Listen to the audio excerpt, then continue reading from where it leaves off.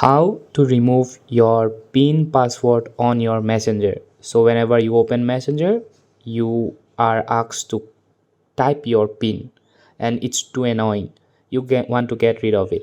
So I am here to help you. First, open your messenger and then these three lines, tap here, and from here you need to go to settings. Tap settings and you will find this, okay, and then swipe down.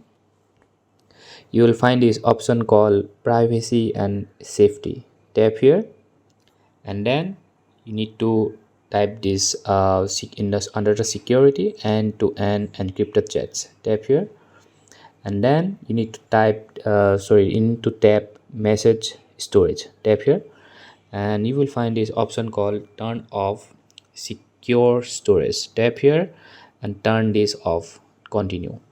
So now you won't find this annoying pin every time you open your messenger.